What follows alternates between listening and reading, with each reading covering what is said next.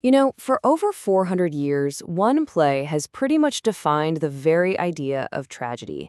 It's a ghost story, it's a detective story, and it's a bloody tale of revenge that has absolutely captivated the world. So what is it about a 400-year-old story about a Danish prince that feels so immediate, so modern? Today, we're going to dive into the masterpiece that is William Shakespeare's Hamlet. All right, so picture this. We're on the freezing, windswept battlements of Elsinore Castle in Denmark. And let me tell you, the guards are absolutely terrified. Because for 2 nights in a row, they've seen an apparition. A ghost that looks exactly like their recently deceased King Hamlet, wearing the exact same armor he wore in his most famous battles. And this is where one of the guards, Marcellus, drops that super famous line, and man, it just perfectly nails the feeling. There's this deep, festering sickness in the kingdom, a kind of political and moral rot that's hanging over everything like a thick fog. And the ghost? Well, he's just the first sign that something is seriously wrong. And you gotta understand, this rot, it isn't just political. No, this is deeply personal. Things really kick into gear when the young Prince Hamlet, who's still deep in mourning for his father, decides he's gonna confront this ghost himself. And the story that ghost tells him, well, it's gonna set him down a dark and all-consuming path. Okay, so here's the deal. Hamlet's dad, the old King Hamlet, a total legend by the way, is dead. But it feels like before anyone's even had a chance to properly grieve, Hamlet's uncle, Claudius, has not only grabbed the throne, but has also married Hamlet's own mother, Queen Gertrude. The whole thing happened so fast, well, it's more than a little suspicious, right? So when Hamlet finally comes face to face with this ghost, it tells him a story that completely flips the script. See, the official story was, oh, he got bit by a snake in the garden. But the ghost lays out the chilling, horrible truth. He was murdered in his sleep.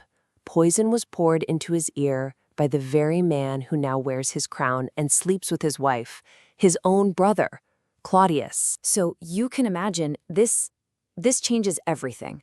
All that grief Hamlet was feeling, it just morphs into this burning, fiery need for justice.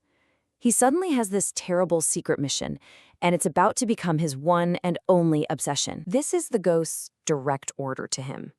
This line right here is basically the engine that drives the entire play forward. Hamlet is now bound by duty, by love, to avenge his father. But think about it. How on earth is a prince supposed to prove that a sitting king is a murderer? Hamlet's answer is to stage a performance, a really dangerous one.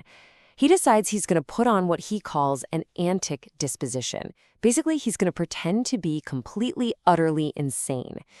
The logic here is that if the court just writes him off as a lunatic, he can basically float around them like a ghost himself, watching the king, searching for proof without anyone ever guessing his real mission. And you know what? His act is really convincing. Pretty much everyone, even the woman he loves, Ophelia, they all buy it. They think he's lost his mind.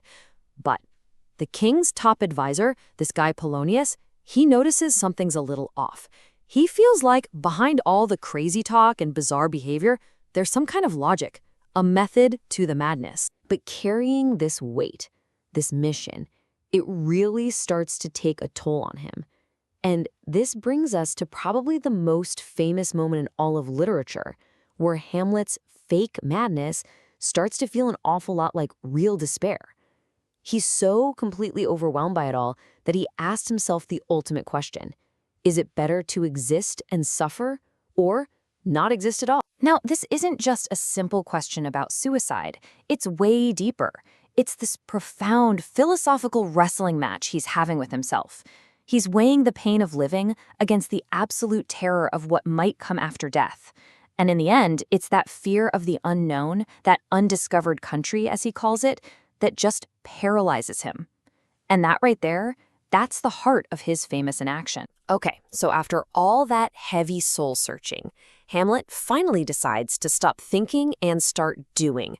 He comes up with this plan that is both brilliant and, honestly, super risky to get the proof he so desperately needs. And what's his weapon of choice? A theater troupe. Yeah, when a bunch of traveling actors just happen to show up at the castle, a light bulb goes off for Hamlet. He realizes, hey, I can't just point a finger at the king, but maybe art, maybe a play can lure the truth out into the open. He calls the whole scheme the mousetrap, and the genius of it is just how simple it is. He gets the actors to put on a play for the entire court. But here's the twist. Hamlet has written a new scene himself, a scene that reenacts the murder just like the ghost told him. The stage is basically his little experiment, and Claudius's reaction? That's the only data he needs. And oh boy, does it work. The second the actor on stage mimics the murder, pouring poison into the ear of the player king, Claudius just loses it. He leaps to his feet, starts screaming for light, and storms out of the hall. Bam. In that one moment, his guilt is on full display for Hamlet to see.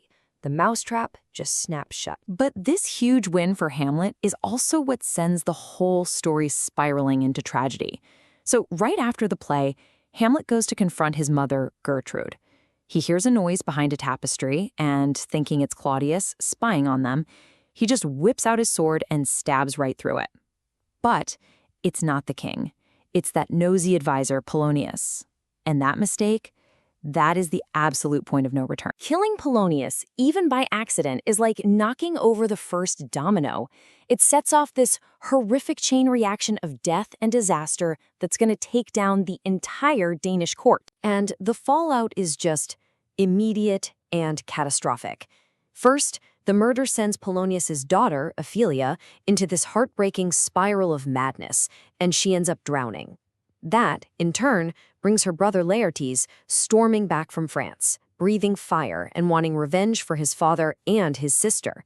And of course, Claudius, who is a master manipulator, sees his chance. He points all of Laertes' rage right at Hamlet. Okay, the final scene, it's just a masterclass in complete and total devastation.